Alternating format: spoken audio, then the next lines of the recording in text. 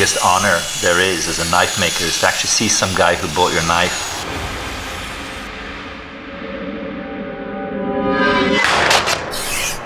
And you see years later, you go back there and you see the worn, used handle and the blade from sharpening.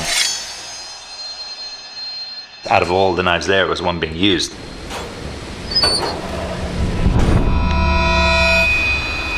And that's a beat your chest moment.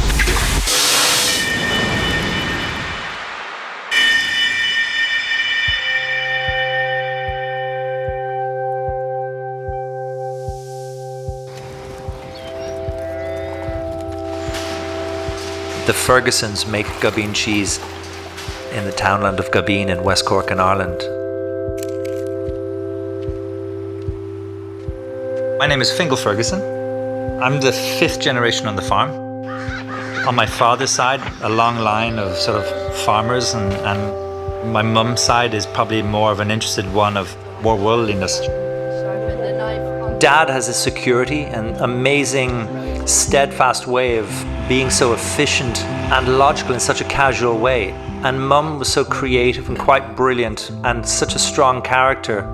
My sister, Clovis, I jokingly refer to her as the White Witch of Gabine. She can heal you through food. I have kids. I want them to be proud of where they grew up and what they do. And, you know, one of the Fergusons, being me, also happens to make knives.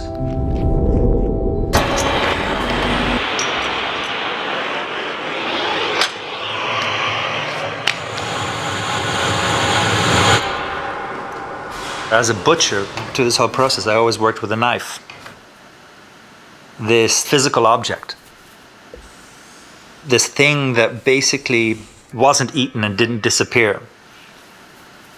All my friends through the cheese and through everything else, they were chefs. The tool of the trade to all of these people that I'd come to love was the knife. Knife making in general is a very simple process that actually you can complicate and simplify as much as you want. You have to find the metal, you have to make it hard, and you have to make it into the shape and put a handle on it. And there's no such thing as the best knife steel in the world. There's just the best knife steel for that one job. You're going to forge out thickness into this steel. There's a point where the steel is softened, it's annealed. It's in this point where you can bend and you can straighten it and you can do all these things to it. When you violently change the temperature of a piece of steel and shooting it up to 1080 degrees centigrade and then crash it back down to sort of room temperature in 3 seconds, it's so hard that it's actually brittle. It's fragile. So at this stage, you now have a blade that isn't finished, but it has been transformed. Muscle memory is, I think, to me, a knife maker's tool of instinct.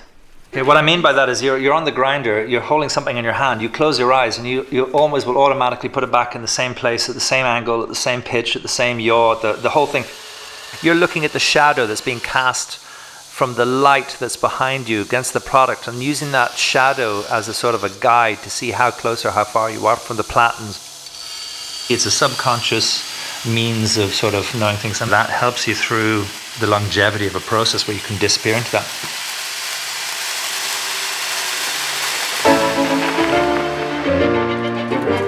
Hello.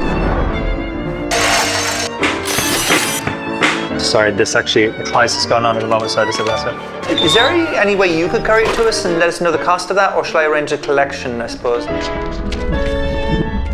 I feel very connected to the chaotic word.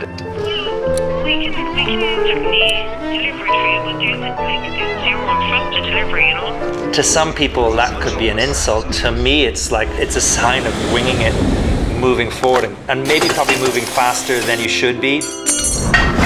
Cut.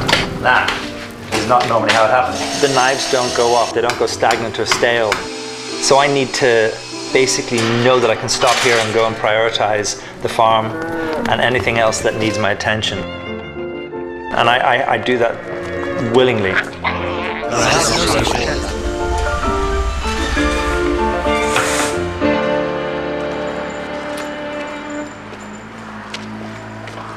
you can see that there's a family relationship that leads me to a certain shape of the blade. I find that your first impulse, the first thing that comes to your mind, usually 90% of the time is the one that you kind of should go with. You know, the first instincts are very powerful.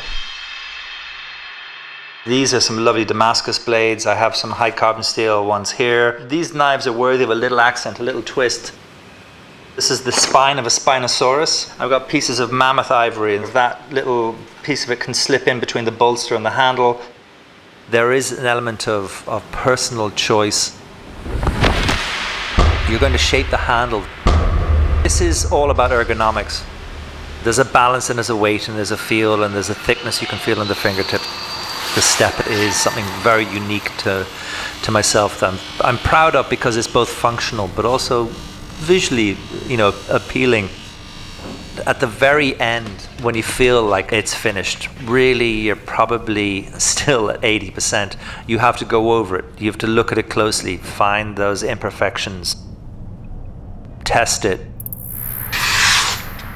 So it's the fact it can cut paper is one thing. What's really interesting is actually the sound it's making while you're cutting it.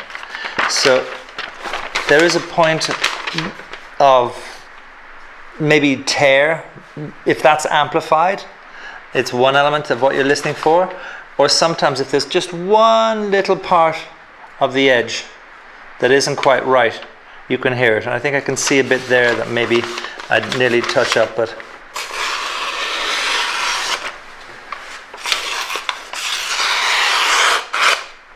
so that's one of the knives. And then this is a knife I haven't fully sharpened yet properly.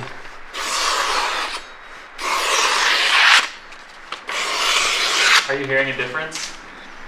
Slightly. And also one of the things that's kind of important, and a nice test as well, is the push cut. So if I'm going to push on the exact same place as opposed to a pull cut. So all of these elements are telling me something. So it's a tool. It's also fun, and it makes an incredible mess.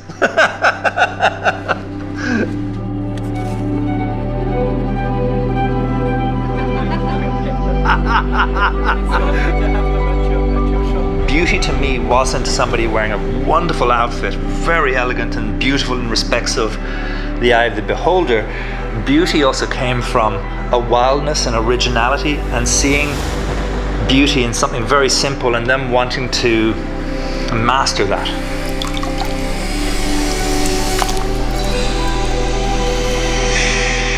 If I was to be asked if I'd mastered knife making, I hope not.